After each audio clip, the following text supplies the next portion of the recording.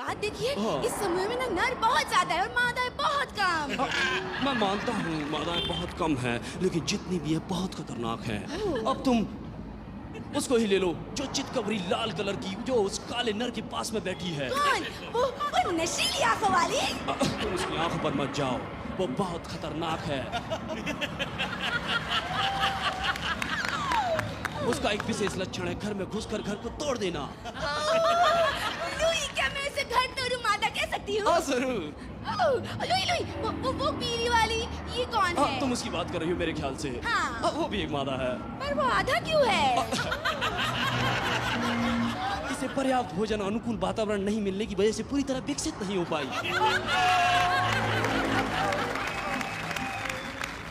Louis, जरा यहाँ तो देखो।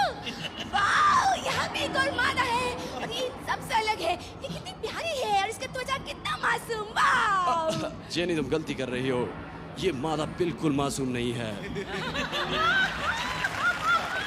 ये अपनी मादा त्वचा को ज्यादा से ज्यादा दिखाती है। और मैं बता दूं तुम्हें कि इस इलाके की एकमात्र मादा है जो सभी नरों को अपनी ओर आकर्षित करती है।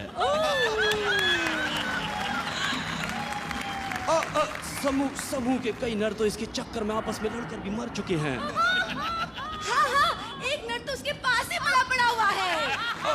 नहीं जेनी, वो मरा नहीं है, उसकी शक्ल ही कुछ वैसी है।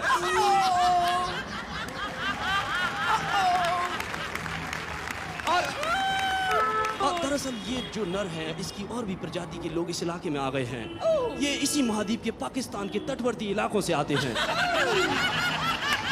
दरअसल ये जो है, ये पृथ्वी पर अपनी तरह का एक ही बचा है। ये तो देखो, ये दिल शावक कौन है? नहीं जेनी, ये शावक नहीं है, तो पूर्ण विकसित नर हैं। और वो जो बीच में बैठा है, वो लंबे बालों वाला नर? वो नर नहीं है, वो मादा है। वो दरअसल उसे दूर से देखने पर वो नर का एहसास देती है, लेकिन वो एक खतरनाक प्रजाति की है। मैं तुम्हें बता देता हूँ कि वो यहाँ विचरते सभी जीवों का शिकार किसी भी क्षण कर सकती है। और वो कोई ऐसी वैसी मादा नहीं है, उसका मुंह सामान्य से 2/3 इंच ज्यादा खुलता है। और तुम देखो, उसके जबड़े बहुत सख्त हैं। वो कई घंटों तक लगातार हंस सकती है। नहीं, मेरी बात सुनो। वो कौन है जो उसके पास बैठा है? वो?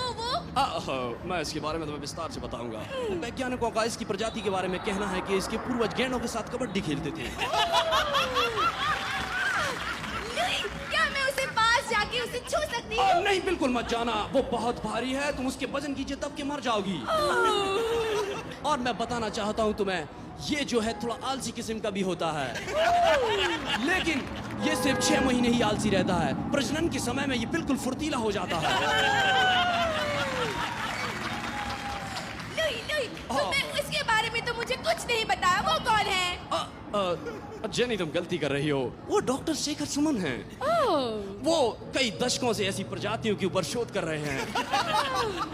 और कई बार वो शोध करने के लिए उन जीवों के बीच में रहने लगते हैं। हाँ, इसीलिए वो भी ऐसे हो गए हैं। नहीं, लेकिन ये बहुत हिम्मत का काम है जेनी। वाकई। लेकिन हमें जानना चाहिए, हम डॉक्टर साहब से खुद बात करते हैं कि हमने इन जानवरों का जो विश्लेषण किया, इनकी प्रजातियों को, उसके बारे में उनकी क्या राय है।